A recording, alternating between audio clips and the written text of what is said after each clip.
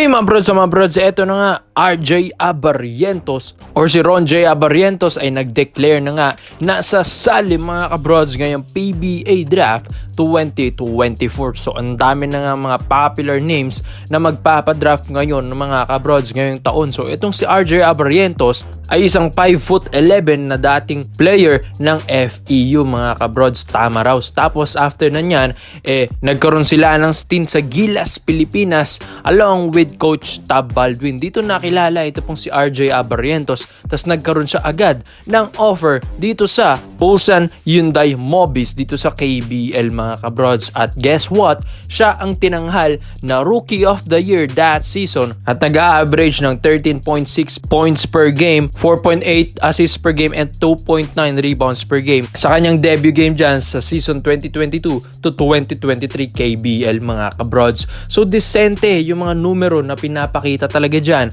ni RJ Abarrientos, maski nga sa assist at tinatawag pa nga siya ang reporter dyan as a point guard mga kabrods. So parang Chris Paul dahil mga passing din ito po ni RJ Abarrientos ay grabe rin mga brods, napakabilis na point guard at talagang itatanghal mo itong legit point guard talaga mga kabrods. So sabi nga nila ay meron ng kalaban si Scottie Thompson pagdating nga sa passing pag pumasok na ito pong si RJ Abarrientos sa ating PBA. And after nyan, June 30, 2023, nag-part ways na siya dyan sa Ulsan. Pero nagkaroon naman siya ng offer dito sa Japan B-League sa Shinshu Brave Warriors mga kabrods. Kaso hindi nagtagal dyan si RJ.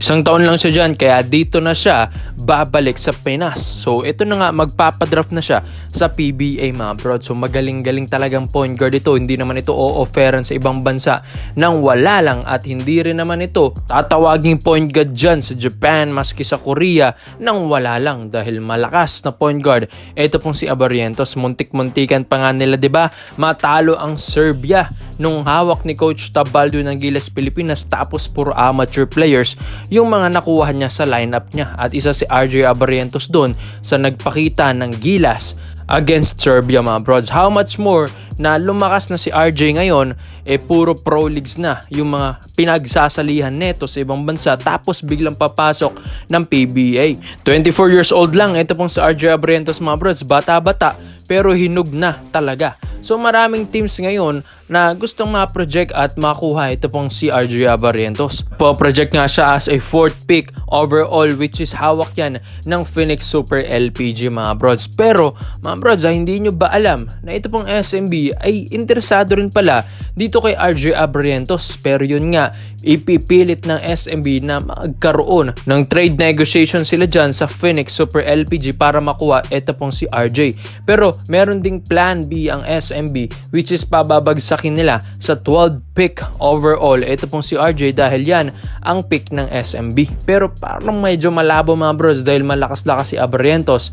Parang nasa top 10 din talaga na mapoproject mo ito. Pero yun nga, syempre sino ba namang hindi gustong kunin ito pong si Abarrientos dahil meron ka na talagang legit point guard, mabilis, maliksi, may tira pa sa tres mga kabros, nasa kanya na lahat ng skill set ng isang point guard. Talagang paglalaruin mo na lang ito mga bros at bibigyan ka ng magandang minuto nito. And yun nga, may experience pa siya sa ibang bansa at napatunayan na rin ni RJ Abarrientos sa world stage kung sino siya. Kaya sa tingin nyo mga brods, ito po bang SMB ay karapat-dapat bang mapuntahan ito ni Abarrientos o sa ibang kupunan na lang para naman ay maging fair ang liga natin? Kaya komento mo lang po nyo dyan mga brods at isa-isay natin yan. So dito naman po tayo sa kabilang balita naman natin mga brods.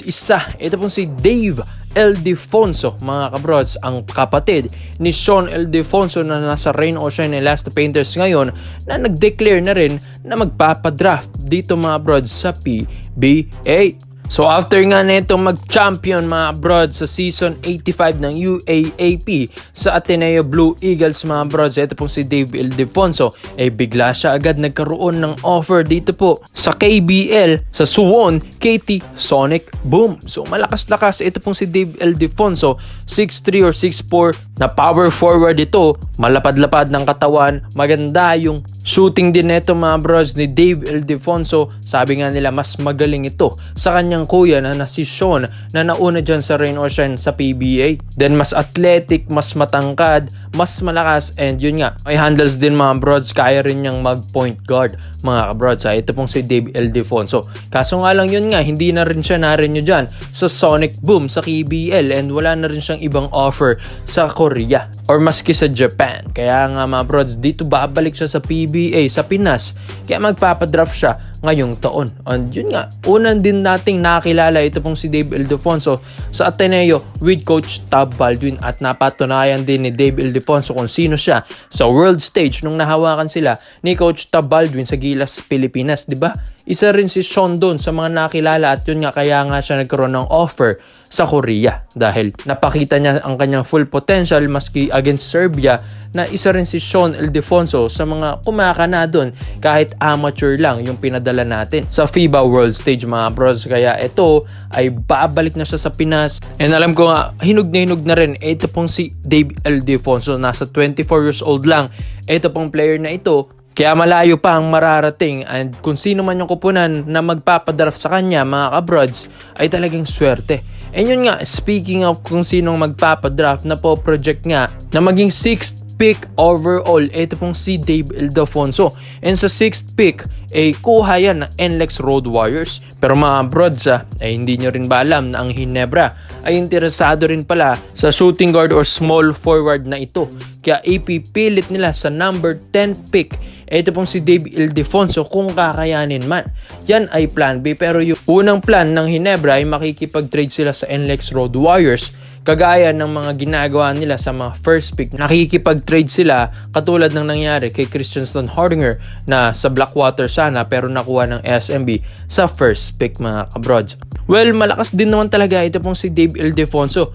Madadagdagan ng shooter ng Ginebra, lalong-lalo na maganda-ganda ang pagbalik ni Coach Tim dito sa Pinas sa next season sa PBA after niyang magkaroon ng outstanding performance sa FIBA OQT kahit natalo man tayo sa Brazil. May shooting, malakas. Ito pong si Dave Ildefonso, malakas-lakas ang kanyang pangangatawan, kaya kitang-kita mo rin talaga yung magiging development neto in the future mga brods ay malaking bagay sa isang kupunan na katulad ng Barangay Ginebra San Miguel. At alam ko ang Ginebra gusto rin namang bumawi neto this season, di ba? Mga brods, i-struggle na rin ang Ginebra sa mga past few seasons nila at hindi na nga sila nakatungtong sa kampyonato. And yun nga, isa rin sa mga nagugustuhan dito kay Dave Ildefonso ay kanyang depensa mga kabrods. Isa rin yan sa mga skill set din ni Dave dahil yun nga para siyang kanyang kuya na magaling din sa depensa dahil yun nga ang laki ng kanyang katawan. Kaya ikaw mga brods, ang Ginebra ba ay dapat bang i-push ito pong pag-draft nila kay Dave Ildefonso? Kaya komento mo lang ang opinion mo dyan mga brods at iisa-isay natin yan. Salamat po sa panonood mga brods. This is Overrated Highlights. Yun lang, I'm out.